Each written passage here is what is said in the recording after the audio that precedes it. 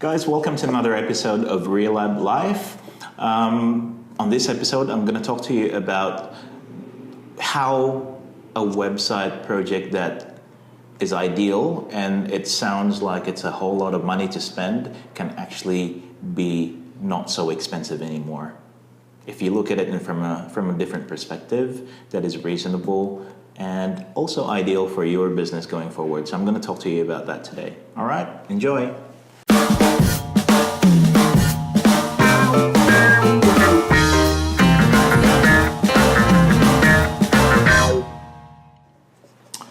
Guys, I hope you don't mind my swag look today because I've got this snapback going on and it's a custom Relab one.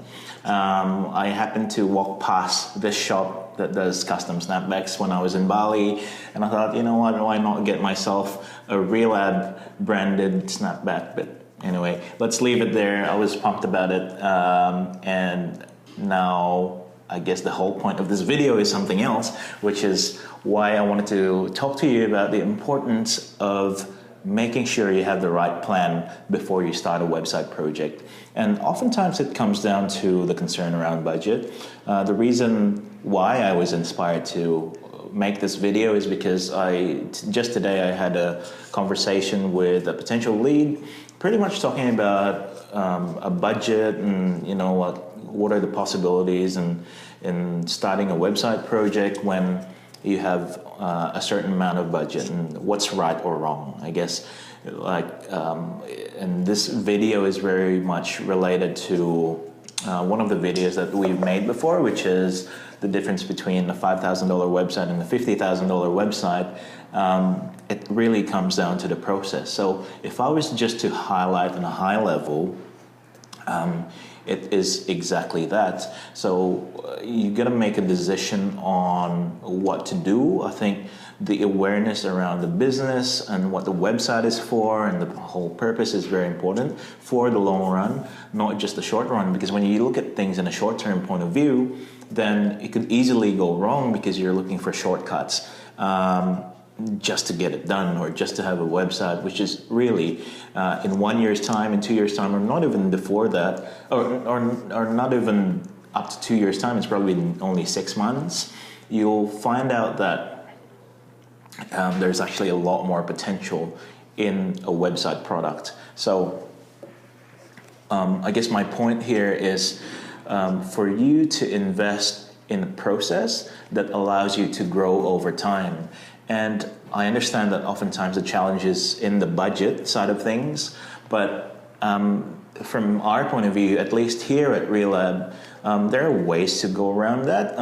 It's right, like to get a good product, you still have to pay a certain amount of money that is reasonable for the effort that's been put in there and the cost that needs to be covered, but it doesn't mean that you have to pay the whole thing at once. So if we were to refer to the $50,000 website or the $100,000 website or more than that, it's true, it sounds like it's a whole lot of money, and obviously depending on the size of your business, because for smaller businesses or startups that is a whole lot of money, but if you're quite established or if you're a larger enterprise, then it's probably reasonable or on the lower side of the spectrum as well. So it really depends on your awareness of your business and what your financial capability is like and what the future holds for you.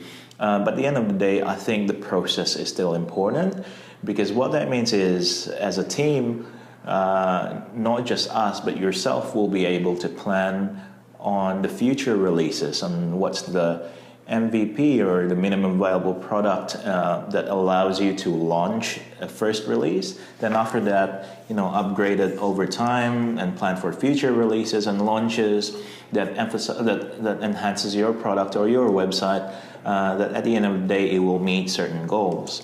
So it's important to look at it that way. Then the website is not just a website; it's actually a product that sustains your business, and inevitably being in this day and age and in this digital environment, then you have to look at a website as part of the whole ecosystem.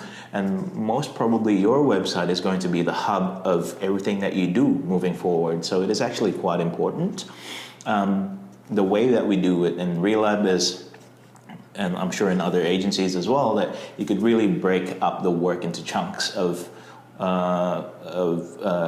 group of works, smaller works, which allows you to group them further and then categorize them as priority, nice to have, or whether it's a must have, a nice to have, or a wish list for 1 year later or 2 years later. So you look at it from a short-term point of view and a long-term point of view, but to get exactly what the short-term is, then you need to know what the long-term is. So it's relevant and it's on the same path, that you don't stray away at midpoint later on. So hopefully that makes sense. And coming back to the fact that budget is always the issue, or oftentimes is the issue, there are ways to work around that. I mean, with the way we do things, it's not like you have to pay a whole lump sum at the same time, and it's not like a 50% deposit when it's a larger project like that. Usually with us, we break it up into the different timelines and milestones, and depending on the capability of the company or the customer that we work with, then we can be quite flexible in terms of how payment terms can be worked out. Because at the end of the day, it is more important to get the right thing, and it's more important for you to be able to build the right foundation for your business strategy, which, like I said, digital and the products around digital and the whole ecosystem around it really affects all of that happens in your business.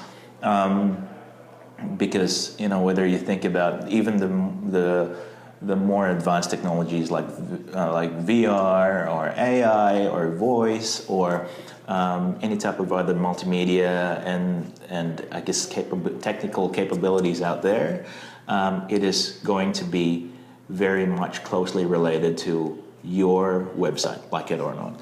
So my whole point is for you to save the hassle in the future. And in order to do that, you have to get it right at the beginning. You have to find the right people. And from there, if you know what the whole strategy is and it's all clear to you and it's well documented, then you're actually investing and saving money for the future. Okay?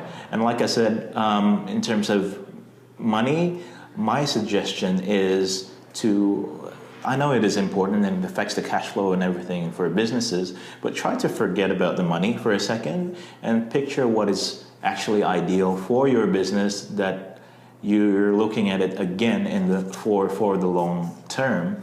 And then after that, work out what budget you actually have and match it against the priorities that you will need in that minimum viable product that needs to be launched as the first release. If you look at it that way, then I'm sure money is not so much of an issue anymore. As long as your business is running and it's operating and you have customers, you know exactly all of the essentials of running a business. Okay, I'll leave it there. If you do have any questions, feel free to email me, alvin@relab.com.au, or feel free to comment in YouTube as well. Anyway, I'm so out there these days that it's so easy to spot me and to find me and to contact me, okay? All right, well, I'll see you around, guys.